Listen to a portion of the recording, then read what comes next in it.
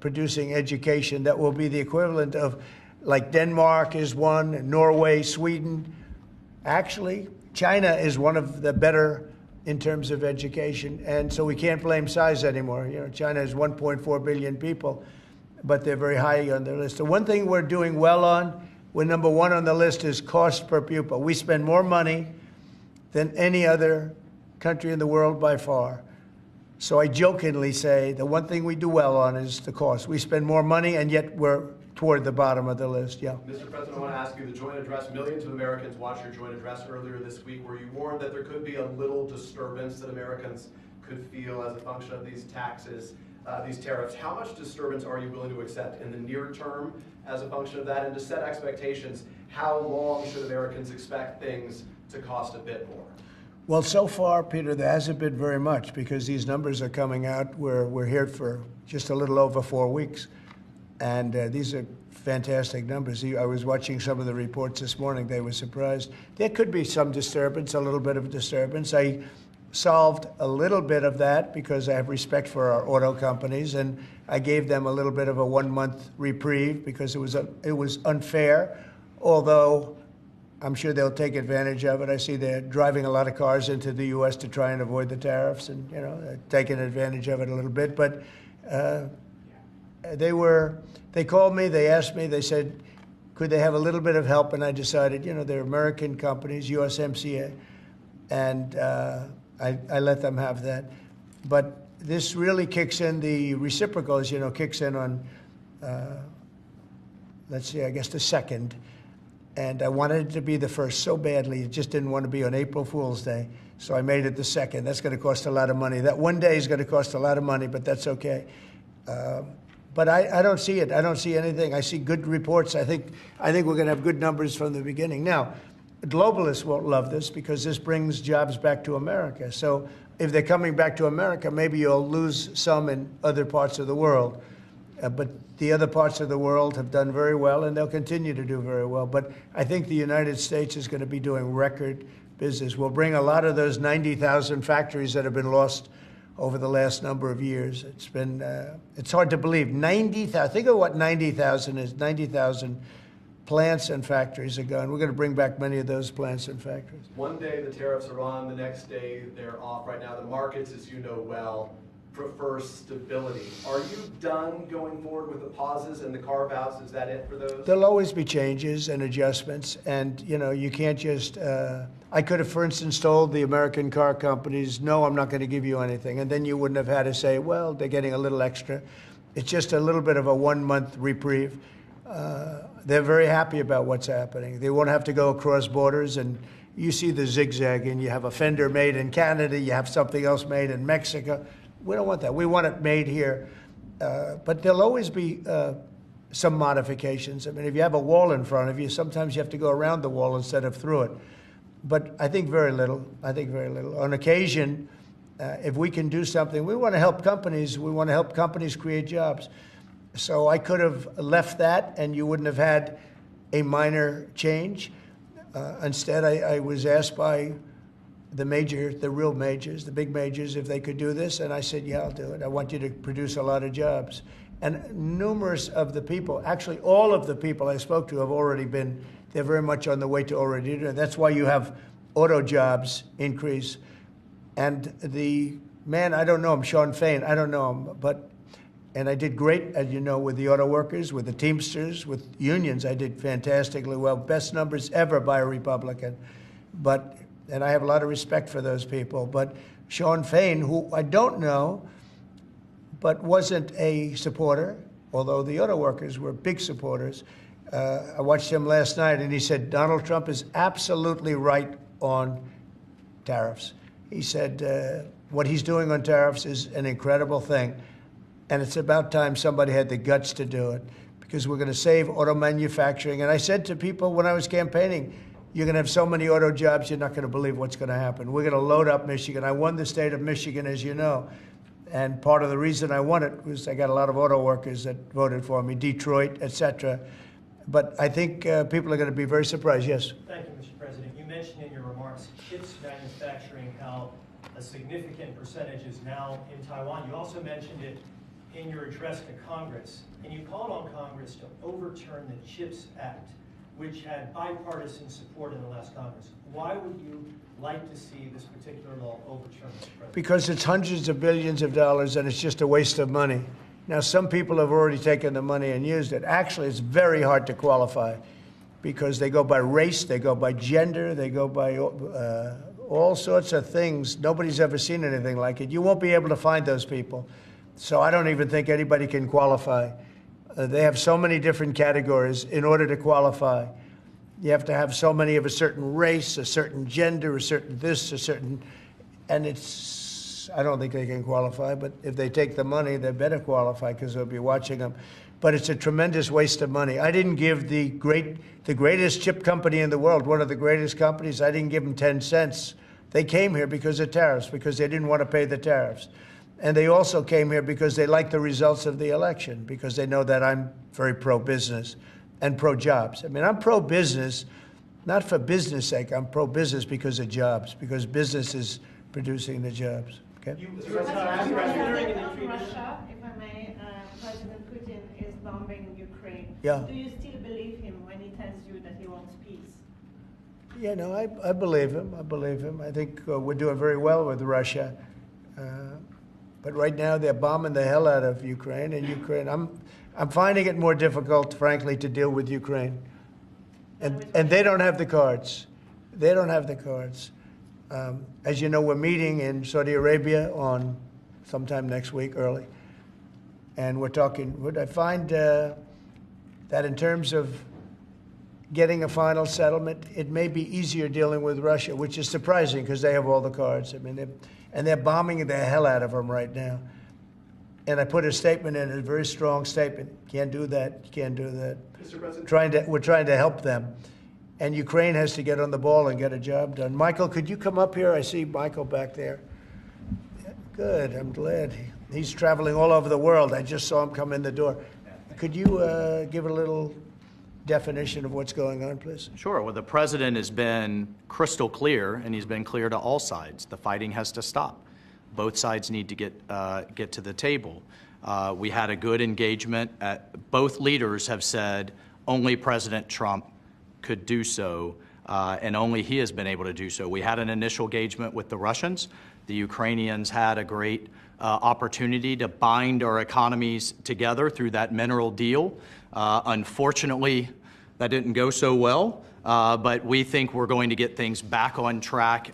Secretary Rubio, myself, and the Ukrainian delegation will be meeting in Saudi Arabia next week to get these talks back on track, get the ceasefire in place, and drive peace home under President Trump's leadership.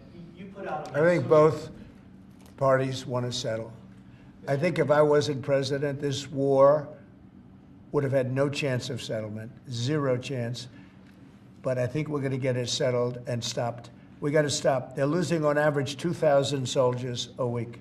That's a lot of soldiers. Do you agree, Peter? It's a lot of soldiers on both sides, I agree. Do you, Mr. President, think that Vladimir Putin is taking advantage of the U.S. pause right now on intelligence and military aid to Ukraine? No, I actually think he's doing what anybody else would do. I think he wants to get it stopped and settled, and I think he's hitting them harder than he's been hitting them. And I think probably anybody in that position would be doing that right now.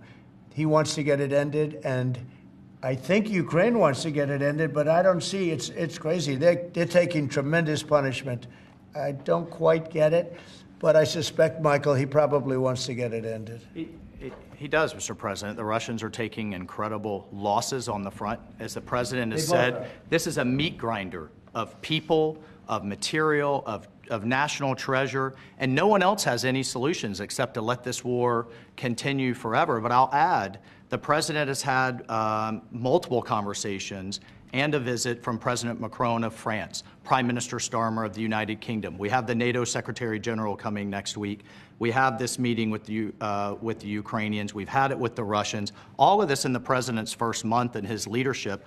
We will engage in the shuttle diplomacy, and we will continue to use his leadership and what leverage we have to get both sides of the peace table. It's not going to be easy, but President Trump... This war should have never happened. It would have never happened if I were president. But it did happen, so a lot of other things shouldn't have happened, too.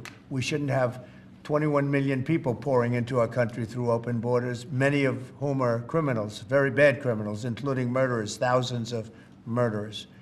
Many killed, far more than one person, and they're roaming our streets. But Tom Holman and Kristi Noem are doing an incredible job, and we're getting them out of here. And we'll get them out. We'll get them all out. But all these things shouldn't have happened. We shouldn't have inflation. We shouldn't have had this horrible inflation where the prices have gone up. Look at eggs. So we're doing a good job. We're doing a good job. President, in regards to the pause on military assistance to Ukraine, you put out on your social media post today that Russia is pounding Ukraine. That's right. Why not provide Ukraine with air defenses? And what happens, Mr. President, when Ukraine runs out of? Well, because good question. Because I have to know that they want to settle. I don't know that they want to settle. If they don't want to settle, we're out of there because we want them to settle. And I'm doing it to stop death, more important than anything else. Secondarily, way down the line is the money. So we're in for $350 billion, and Europe is in for $100 billion. They should be in for the same or more than us. And, you know, I watched over the last week or so what's going on in Europe. This thing could end up in World War III if we don't get it settled.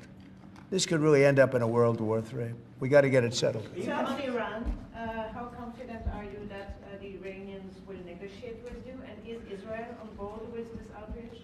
Yeah, I saw the hostages the other day. They came in, people that were not young and some older, much older. And they gave, it was hard for them to do it, actually. They gave statements as to what happened. I was asking, what happened? How was it?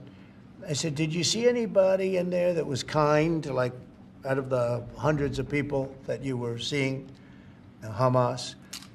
Did some of them wink at you and say, don't worry, you're going to be okay, or give you a piece of bread, or no? I said, were there any people that were, like, kind? I was shocked. The answer was nobody. There was nobody. Just the opposite. They'd be slapped and punched.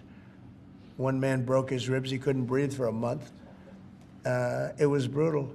I was so surprised. Could you think there'd be a couple of people that would be kind, that would say, you're going to be okay? But they had none of that. It's pretty amazing. Brian? Thank you, Mr. President. He's a kind person. Well, according to... Although not to Zelensky, he wasn't. Well, you know what, that's another But to Trump, he's conversation. been good. Yeah. Go ahead, Brian. Nice tie, by the way. Look, we coordinated. Two questions. One on peace. Why don't you think any other European countries are offering a peace deal? It seems like no one's come to the table for peace except for you. Yeah. It's a very good question. Sometimes questions aren't answerable.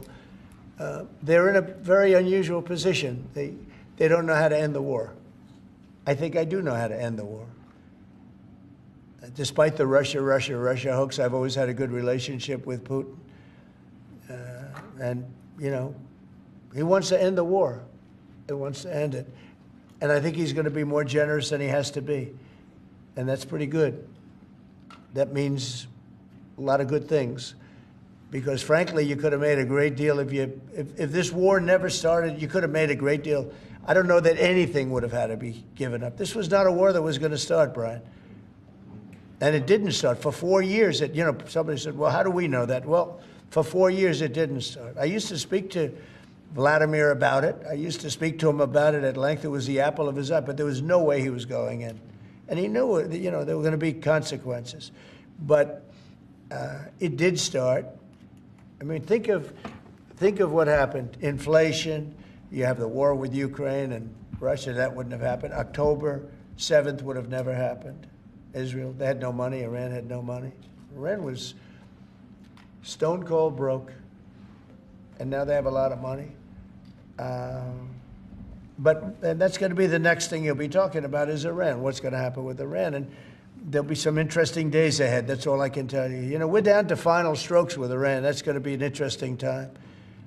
And we'll see what happens. But we're down to the final moments. We're at final moments. You can't let them have a nuclear weapon. I think that I would have had a deal within 1 month after the rigged election of 2020. They were all set to make a deal. And then when I lost, they saw this person who's a stupid person, very stupid person. And they said, let's not make a deal. And they were right. He took the sanctions off. They became rich under Biden. They went from having no money to having $300 billion, all in a short period. It's oil. Oil builds up fast. It's a nice living if you have a nice oil well. And they do. They have a lot of nice oil wells, right? So anyway, it's going to be a big thing. It's an interesting time in the history of the world. But we have a situation with Iran that something's going to happen very soon, very, very soon. You'll be talking about that pretty soon, I guess. And hopefully we can have a peace deal. You know, I'm not speaking out of strength or weakness. I'm just saying I'd rather see a peace deal than the other. But the other will solve the problem. Mr. President, your allies are calling on you to pardon Derek Chauvin. Are you considering pardoning Derek Chauvin? No, I haven't even heard about it. No. Mr. President, on peace. I haven't heard that. In the first term, you may recall, I broke the news that you were nominated for the Nobel Peace Prize. And the reason for that was the work that you led on the Abraham Accords. I spoke yesterday with the member of parliament, the Norwegian parliament, that nominated you. And he said what the Nobel Committee is looking for from you, Mr. President, is security guarantees for Ukraine. Is that a possibility, Mr. President? So before I even think about that, I want to settle the war, get it finished. Because if I'm not here, nobody's going to settle it. And President Macron has said that, and every president, everybody said that, the prime ministers and presidents. We're pushing very hard. That's all I'm thinking about now. As far as the question about security later, that's the easy part. The hard part is getting it settled. We got to get them. We're losing 2,000 human beings every week. More than that, actually. 2,000 nice, young, although they're getting older because they're drafting much older now. In the case of one country, much older, because a lot of the young people have been killed. It's very sad, and I'd like to see if I could stop that. And I'd like to also see if we could stop making these massive payments from the United States. I mean, Biden gave away money like it was water, with no anything, got nothing for it. Europe did it in the form of a loan. They get their money back, we don't. So that's how we came up with the rare earth deal. But we started, behind the 8 ball. He could have gone to Europe. He could have said, come on, you got to put up money with us. You got to put up money with us.